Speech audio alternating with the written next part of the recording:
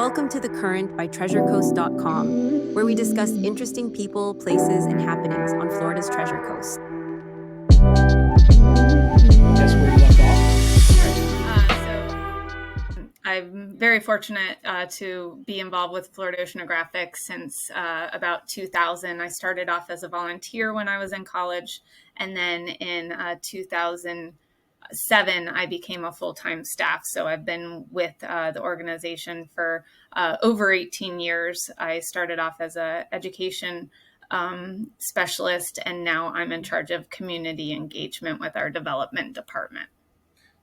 So, and it's just a wonderful organization, a great leadership team, and our executive director, Mark Perry, is one of the things that's inspired me most about the organization, because he's the most optimistic, especially leading our advocacy efforts, and being one that, despite anything going on in our waterways, is always optimistic that we can make change. And so that helps us to, spread that message with confidence as well. Yeah, that's a good trait to have, especially as there is doom and gloom that people can feel from time to time. Let me ask you, do you know why that particular area was picked for the Coastal Center? I know that people often talk about the Indian River Lagoon and how biodiverse it is. And you mentioned, you've got the beach and then you've got the lagoon behind you. Do you want to talk a little bit about the biodiversity around it itself, or why that location was picked? I don't know the full history of the location. I know this is county land and we're on a 99-year lease. So, but it was maybe they saw it and they thought long term that this was going to be perfect to be able to put a coastal center here on the island, being able to utilize the beach for education, as well as bringing our nature trails back to the Indian River Lagoon, and being able to do our research and our educational programs with students on them, as well as just giving the visitors a chance to explore the whole coastal habitat as they walk the trails and then explore our exhibits. Yeah, it really is amazing. But it is a diverse area. And you go through the mangroves, the mangrove forests, and learn about the mangroves, their importance in our estuaries, as well as the whole ecosystem of a barrier island, including the hardwood hammock, so the unique plants that would live here. And then we're, even though they're not part of our daily talks, or anything that we would have an exhibit, but once in a while we're lucky enough to be able to have bobcats or other things that, live locally, traverse our property, whether it's nesting great horned owls or bobcats and their babies or things like that. And then when people walk our nature trail, getting to see the manatees and the dolphins. And so really getting to experience not only what we're providing from an educational standpoint, but also experiencing Florida itself. So it's great not only for locals, but for all the people visiting, to show them how wonderful this area is. And then being right across the street from the beach, being able to do things with nighttime sea turtle walks during the summer. That was a program that I was very vested in for many years. I helped run that program. And then we're still doing nighttime sea turtle walks during the summer, as well as partnering with ecological associates, the ones that mark the nests on our beaches. And we'll do educational tie-ins with them as they excavate a nest first thing in the morning, and then being able to release the sea turtles and talk about the nests, and then we connect it with the rest of the biology and education and conservation. So great location to just tie all those things in. Yeah, I figure, going back to 1994, trying to surmise, why they would have done it is a long question, or it's an open-ended question. But you're right. I mean, I know the first time we had gone a couple times before we did the trail, and we're really surprised at how you really get a full circle look when you're at the Coastal Center of what is around. And I know that you had mentioned research. Do you want to talk a little bit about the different research that's underway, or that's been done recently, or that might be ongoing, that you all are excited to share with people, or that people should have in mind? Of course. So we have been working on restoration science. So our research team here at Florida Oceanographic works with oysters and seagrass primarily. In the past, we started with oyster collection from local restaurants. So we would collect the recycled shell after people would do buck-a-shuck. And we would take that shell, dry it out on large tables in the back, and then use it for restoring oyster reefs. So we would bag it up and have them put it back out into the ecosystems to create new oyster reef areas where they've declined. Because unfortunately, we've had large declines of our seagrass and our oysters in our local estuaries due to water quality issues, including and primarily Lake Okeechobee discharges.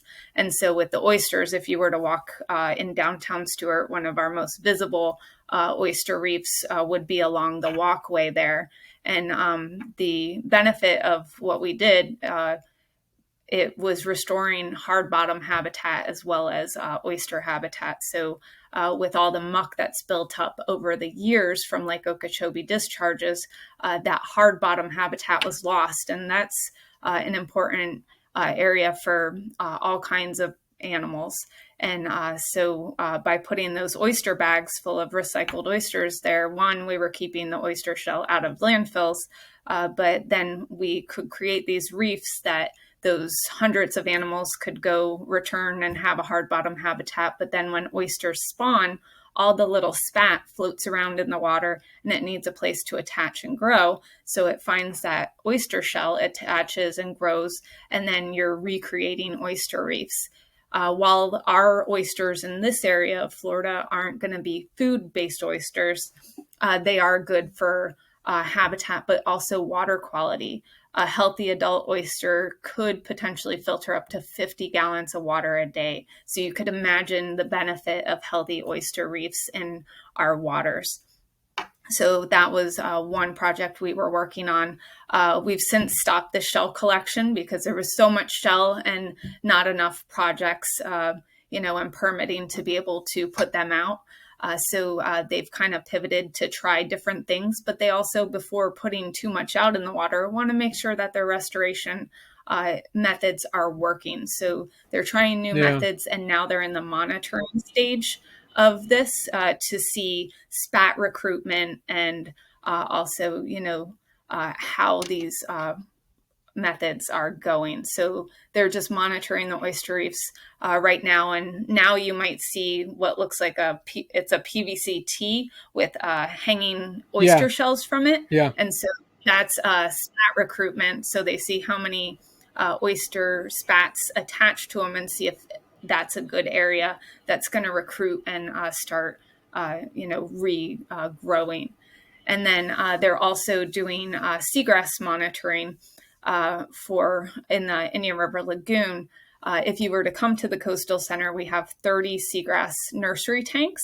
And these nursery tanks, they're growing a couple different seagrasses that they've collected that wash up on our shoreline. So it was another citizen science project where people would collect seagrass that's naturally washed up. They replant it, let it grow. And then once they have nice, healthy seagrasses, they would weave them into burlap mats and then try putting them out into our estuaries. But as you can imagine, something so light and fragile, it takes, a lot of different trial and error.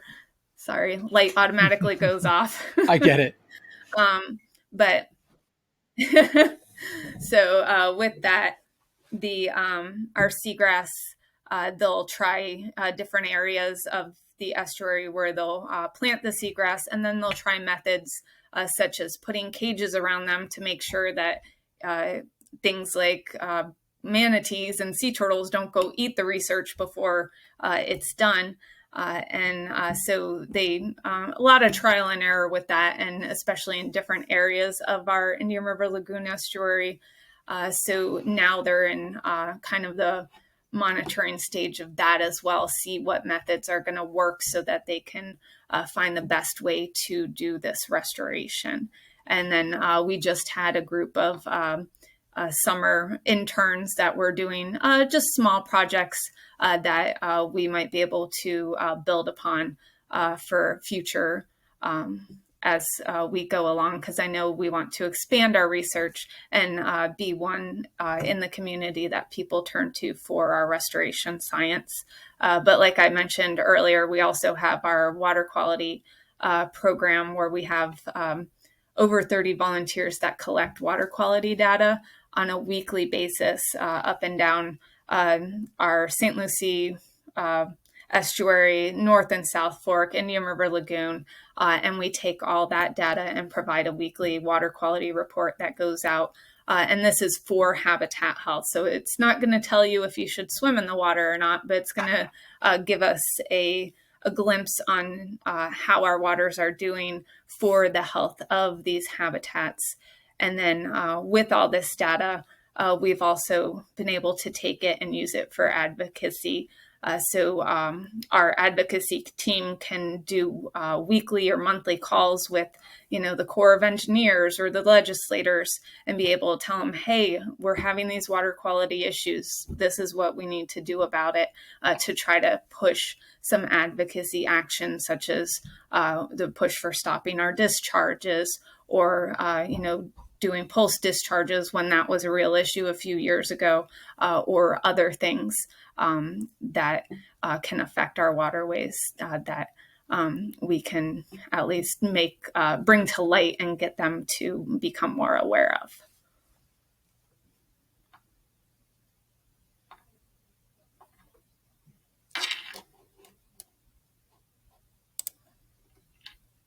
I can't hear you.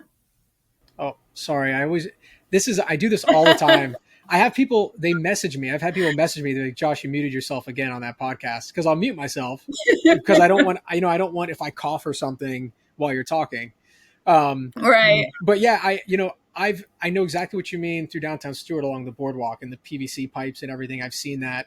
And, we it's something that I've noticed that you all have been putting out is a lot of this research. We had Captains for Clean Water on a couple months ago, and they also were talking about the seagrass and the discharges. And, one of the things that I think is interesting with what you guys do is I know the Coastal Center is a really good way to kind of get the younger generation involved in seeing things like the seagrass and these things that maybe they go out to places like the sandbar and they say, it's not here, and maybe it should be.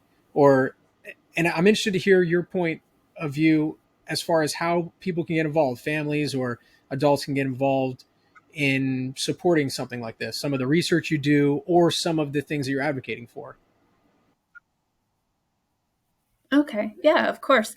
I think first and foremost, the best way to get involved is to first be informed. So people have to, love or appreciate something to want to protect it. So, Yeah.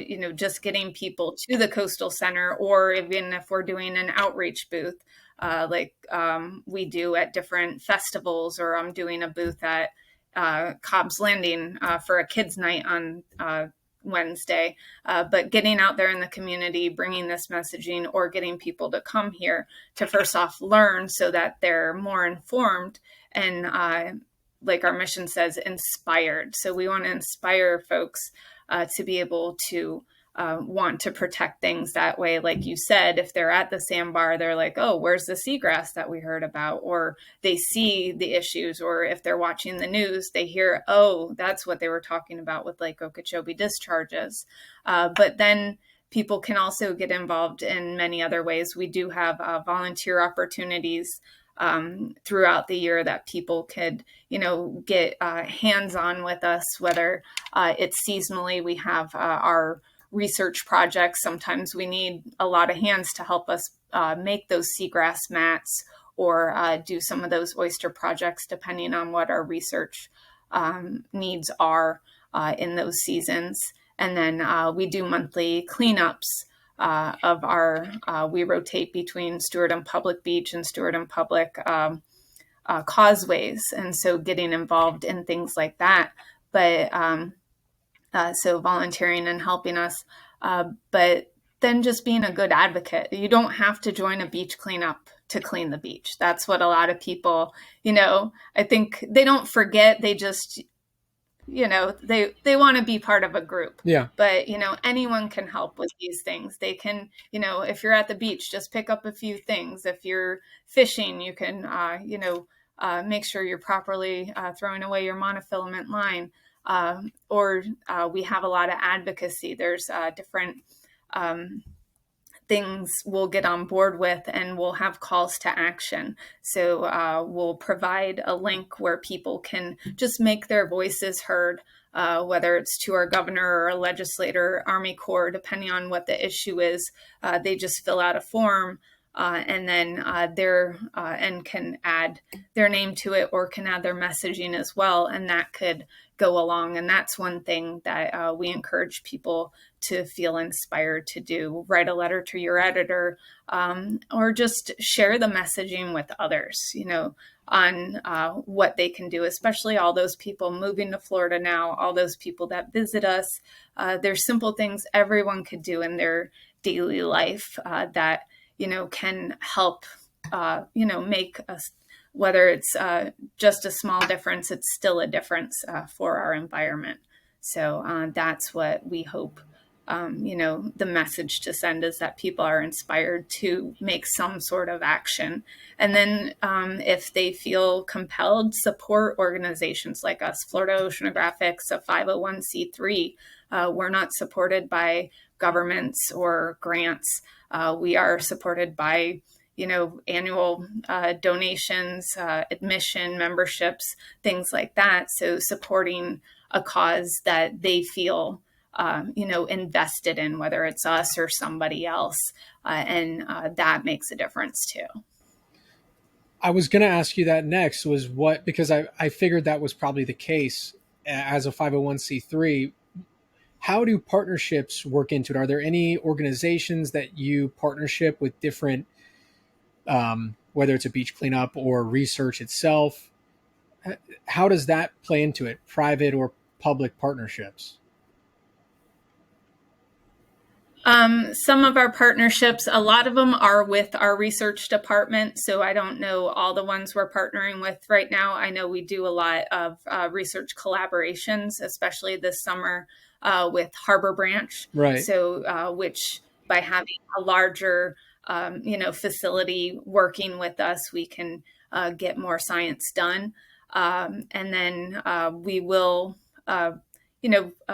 partner with Everglades Foundation is actually a supporter of us, and we share the messaging protecting the Everglades, stopping the discharges, getting, the water sent south. And so we do have, some good collaborations. We're actually having an Estuaries Day Festival coming up. It'll be our third or fourth year in a row, and we get different organizations that are like-minded to come out, and we all share our messaging on our waterways and how people could protect them. So there's different ways that we will partner with folks, and then we're working on updating our business and partnerships and community supporter opportunities so that businesses could find ways to support us in different ways. Whether financially or in kind. Same with, communities, whether it's a local community group that wants to do a project with us or a volunteer opportunity, or, throw a fundraiser in our benefits. So there's lots of, this community is just amazing. And with how many, organizations out there that there are to support, I think we're really privileged to have such a good support system within Martin County, especially being established here for so long. Sailfish Point is one of our big supporters, having a lot of our annual fundraising gala is held there every year, and we have some amazing people that work with us, whether volunteering their time to be on our board or, supporting us financially, as well as people throughout this community. And it's just, it's really encouraging for the future of Florida Oceanographic to see that all these people invest in what we're doing, and they want us to continue. And, it helps us to be able to reach the next generations, because we even get some supporters that help us bring school kids out here. We have a program called Deserving Kids to the Coast, where we're able to go into St. Lucie County. They pick a school and pick a grade level, and we bring that entire grade level to the Coastal Center for free that semester. So it's really, really awesome. So that's cool. I've heard of that program, and I think that's I think you're right. I think it's cool that there's people here in the community that get behind things like that. I'm sure it's kind of top of mind to everybody, the local ecosystem, and especially as the discharges. I mean, it was probably a few years ago where it was really hitting the press and people really started to take note. And I'm interested to hear from your point of view. Yeah. I mean, it's kind of I'm sure it's an ongoing, never-ending advocacy and research. But is there any sort of, you mentioned there's some optimism from people there. Is there any measurable impact or any positive stories that come along with some of this? I mean, maybe the oyster beds are part of that, but I'm interested to hear your thoughts there. Of course. Well, one positive impact that I feel is just the consistency. So having Florida Oceanographic, out there advocating for our waterways for all these years, especially Mark Perry for over 45 years. When we were going through LOSUM, the Lake Okeechobee Systems Operating Manual, basically they were looking to change the way they operate the schedule of the lake. And so what was it? 6-7 years ago, that year we all called the lost summer. Yeah. Maybe it was a little further out with the blue-green algae. It just, that's where Martin County really all got involved, because it wasn't just affecting the waters anymore. It was affecting people's health. It killed people's dogs. It was closing people's businesses. People couldn't use the water. You would go out there and look, no one's on the sandbar on a Saturday because our waters were so bad. And we all live here because this is paradise, and we don't want this to be like that. So seeing everyone step up and make their voice heard and keep persisting that, we need to make a change, we need to do better. And the powers that be need to make sure that we're not getting these discharges. And so, our message was stop the discharges, because we don't need a drop of that water out of Lake Okeechobee here in the St. Lucie estuary, because it was killing the oysters, and we could prove that it was killing the seagrasses. And then, then you dump the toxic water in with the blue-green algae, then that was another issue. But when they released LOSUM, finally, it was very delayed, but once LOSUM came out, I think it was towards the end of last year, it included in there that, in a perfect system, of course, there's going to be, exceptions to every rule, but Sure. for the most part, that there would be no discharges to the St. Lucie estuary.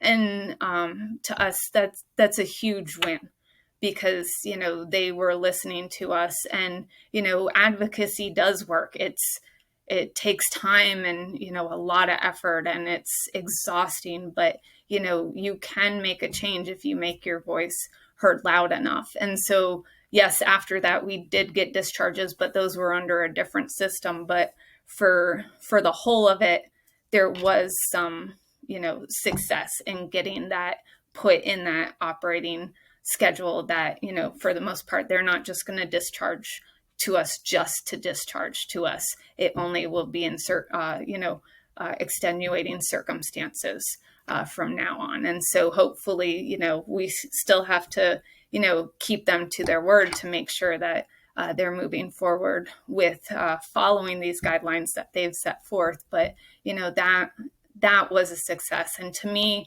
watching this for 18 years and watching Mark and our advocacy team and our volunteers and our community fight for this, that inspired me on the, you don't give up, because it might take time, but you can, really make a difference. And so, so that gives us hope that, if we can get them to stop that, we can hopefully get them to help us do other things to help protect our waters. Now, that being said, there's still a lot of people need to realize that, while we might not be getting Lake Okeechobee discharges, there's still water quality issues that plague us.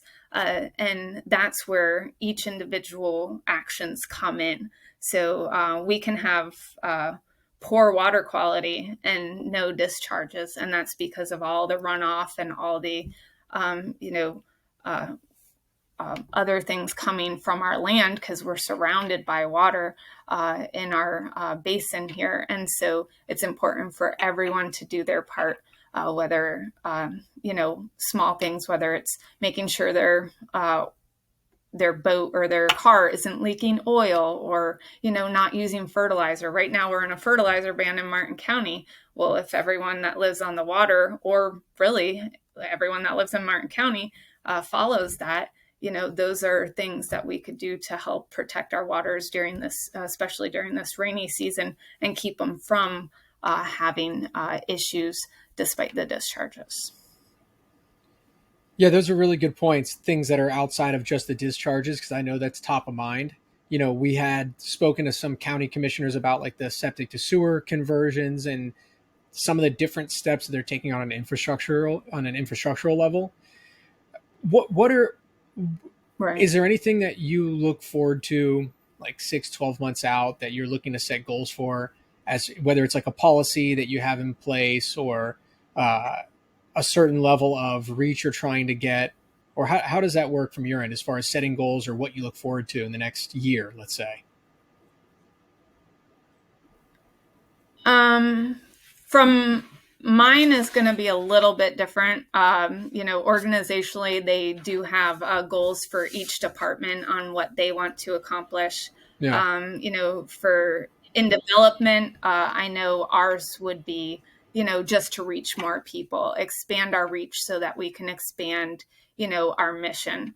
And whether that's getting more people to the Coastal Center, increasing memberships, or increasing support. But to me, just increasing the reach of our message. And, the message to me is the most important part, inspiring environmental stewardship. And no matter if we're doing that by someone seeing a Facebook post, or someone attending a volunteer event, someone stopping by our booth, or someone coming here to the Coastal Center, to me, that would probably be one of the most important, goals that we have, is just to get more people involved and aware of our coastal environment and what they can do to help it. And then that's us reaching our mission. That's awesome. How can people get involved? How can people follow, support, donate, volunteer? The easiest way is to, sign up for our newsletter. That way, all the different things that are going on. So we have a monthly newsletter, and people can visit our website, which is floridaocean.org. And, there's a newsletter sign up at the bottom. They can also sign up for our advocacy newsletter if they're really interested in our advocacy efforts. We send out a regular newsletter on the what's and try to keep it relevant and timely for calls to action. We have our weekly water quality report.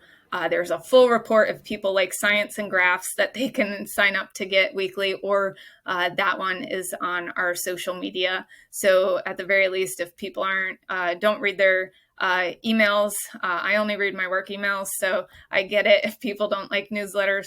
But you could also follow us on social media. We put out the different things that we're doing and ways to get involved.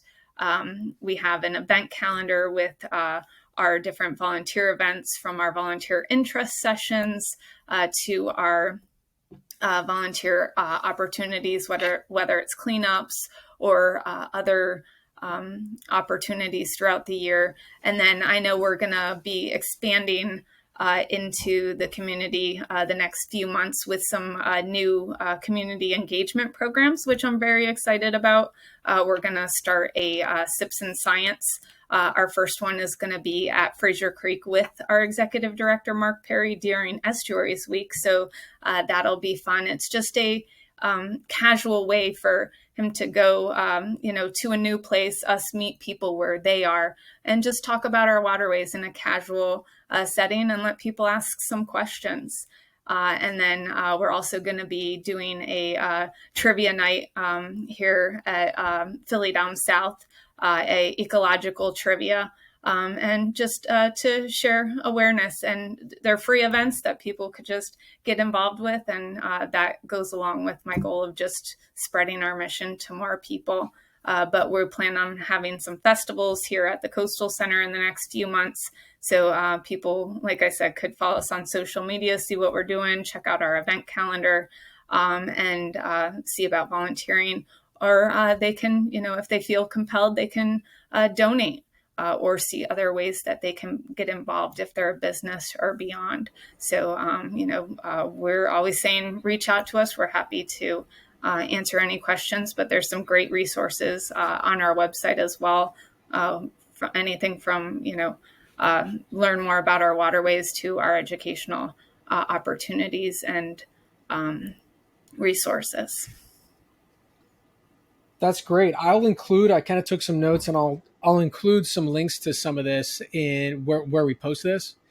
And that way, if people are listening and they want to learn more. Okay, great. Thank you. Yeah, because I'm sure people, especially on social media, if they want to share things, or if they want to, if people aren't aware of the Coastal Center, if they want to kind of get more hands-on look at things, that's a great spot, I think, for people to check out. And I think that's really cool, going to a place like Fraser Creek or a restaurant where it's kind of more casual. You're not in like a setting that might be like a research setting, or you're not at like a Coastal Center, but you're just kind of hanging out and you're chatting about things that are important. Right. I think that's really cool. I appreciate you being on. Is there anything else that you want to touch on before we wrap up? One last thing I'll touch on, since it's that time of year. Please. Another thing, conservation message we do. It is sea turtle season, so we do like to share the message. I've been going to the local hotels.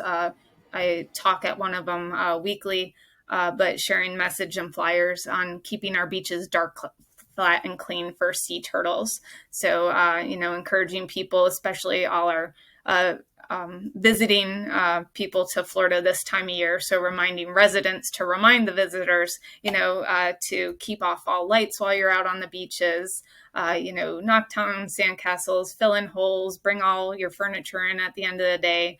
And then most importantly, as cute as they are, if you see a sea turtle, keep your distance and, look, but don't touch. And then if they want to learn more, they know where to come, Florida Oceanographic. So, well, thanks for being on, Michelle. I really appreciate it. And it was awesome. That really was a wealth of information for, 30, 35 minutes. And I appreciate you kind of giving us the lay of the land, and hopefully people will want to learn more. They'll follow you, and any way that we can help, I'd love to hear about it. All right. Awesome. Thank you so much for having me, Josh. I really appreciate your time and for helping us share our mission. That's a wrap for this episode of The Current by TreasureCoast.com. If you enjoyed the conversation, be sure to subscribe so you never miss an episode. You can find us on Spotify, Apple Podcasts, and YouTube. Follow us on social media or visit TreasureCoast.com for local events, tips, and news. Have a guest or topic you'd love to hear on the show? Let us know at TreasureCoast.com. Until next time, keep riding the current and enjoying everything the Treasure Coast has to offer. See you soon.